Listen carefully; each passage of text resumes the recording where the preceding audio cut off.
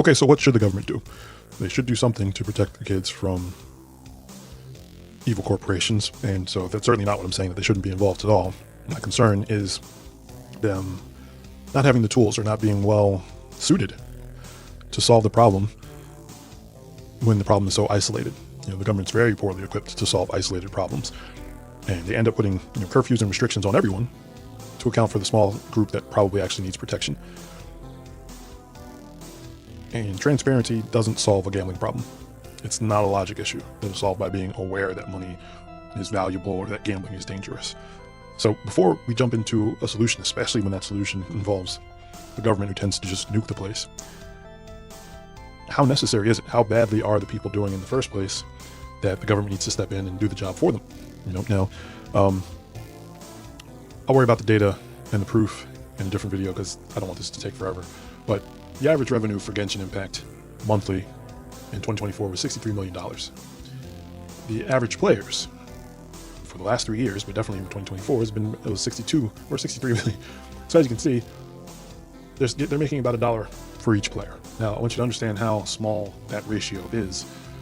If the 1% of that population are whales, and the most money a whale will spend is $100, we know it's not true, but if you cap the whales at $100, you get about 630,000 people spending $100. And then you end up with about 64,000 people spending a maximum of $5. And that leaves 98.9% completely free to play. 62 million people. If 1% spends 100, then 62 million, 98%, 99% doesn't spend anything. So let's say that you only had 0.01% of the whales. Only 6,000 people actually spend $100 each month, which again, a lot of people are already spending 2,000 by themselves. Then that means you'd have 80% being free to play, 50 million people, and 12 million people that only spend $5.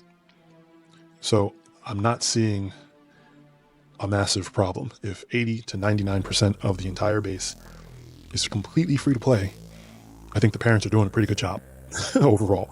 And in fact, it's this very data that I used months ago when the whole boycott was breaking out, when everyone trying to figure out why Hoyoverse doesn't invest more in Genshin. It's because it doesn't have a very good model for monetizing people. And I would laugh, and you'll see my comments throughout. So that's what you get for targeting a gacha game to a minor. They needed a much more reasonable pricing system for stuff that you're going to have to get your parents to approve. And you're barely even able to get them to spend $5 because it takes 3 minutes for a parent to look at this game, to research anything about it, and realize, so even the monthly pass doesn't guarantee you anything.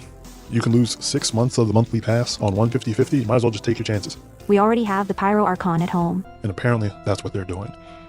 So the problem in the community is a gnat. And the problem with the government is that they have to nuke the whole nation just to kill a gnat. No matter how bad the problem is when it occurs, it's still a gnat compared to the overall community. And so I think sweeping restrictions that kick 90% of the kids out of Genshin or similar games because 10% or probably much, much less get by their parents and act a fool, I don't think that's a good solution at all. I don't really like Genshin, but I'm glad so many people, especially so many kids, seem to enjoy it. It seems to have a lot of good stuff that I certainly would not say any of it is 18 plus. Any of the free-to-play stuff that people can enjoy in Genshin, I would certainly not say it needs to be adults only restricted. And one of the things I love about these free-to-play games, one of the reasons I wail in games like Wuthering Waves, or like I used to wail in Genshin before they ruined it for me, is that I love that so many people get to experience a good game. My game of the year for the last 2 years, nobody else plays it, and it has a huge effect on thinking how cool a game is, and there's nobody else that cares about it.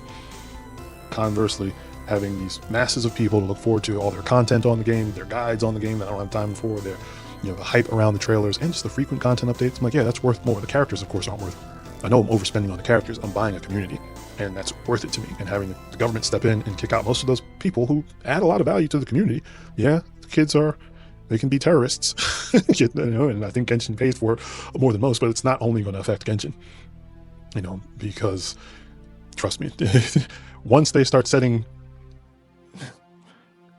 protecting people, it gets extremely restrictive when you let the government make those decisions very rapidly. So I really don't want them to step in and swipe out most of the base in a lot of these games just because a very small minority is having a problem. And I definitely don't want the government coming back in the door on deciding what's safe and not safe about video games in general. That's a traumatic experience I still have PTSD from. I think the difficulty that parents face, though, like on what the government should do, is, their difficulty is that it can be hard to find the relevant information. If And if you're completely ignorant on the topic, which a lot of parents can be, of course, because they're reasonably busy, and that ignorance is, I think, what leads to the rush decisions when, you just, and busyness in the first place. You just want what's best for your kid. So you glance it over. You don't want to be overly restrictive. You don't want to be overly protective. So that's where the hole can come in. And I think it's easy to plug that hole on the government side. The company should be required to make that information available and explicit so the parent doesn't have to go looking it up, because that's the hard part. They just don't know even what to look for necessarily or where to look. And so that is where your mandate can come in. Like, when kids used to have to come get the parents' permission to come outside, you put the company in the same position. And so the parent was then able to say, all right, where are you going? When will you be back? Who are you hanging with? All that stuff. And the details that are necessary to make a good decision on this case. And that's what the mandate can provide for. You are explicit and upfront right on the game advertisement page, on the install page. This is the information, and that you cannot install it without getting approval of the person who's the account holder and the credit card user. Maybe even have like a two-factor authentication enabled on a separate device, because it's probably the kid's device. It's going to be separate, that is necessary to make any purchases. And you can basically have however much control you want to give the parent. It should be there, but let the parent decide if their situation warrants that level of restriction. A lot of people's kids are just fine. A lot of people, obviously. I think the reason that Genshin moved away from, or Hoyoverse moved away from the Genshin format, the reason they didn't clone it, the reason HSR and Zenless Zone Zero are explicitly more adult in theme and design, is because they realized it really wasn't a great metric to target a gacha game towards a bunch of kids who didn't have any money. Because they, for the most part, they probably did run into this very hard wall of parents.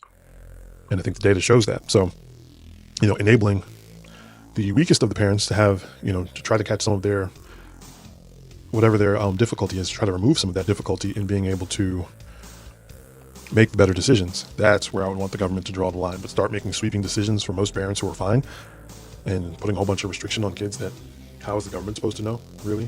What kid needs what? So, the standard can be mandated by the government, but the final decision on what is safe for their child should come down to the parent. And when you zoom in on a bad event, it's easy to make it look like everyone is vulnerable. If you ever watch someone die from pneumonia, it's easy to make a case that no one should be allowed anywhere near someone with the flu.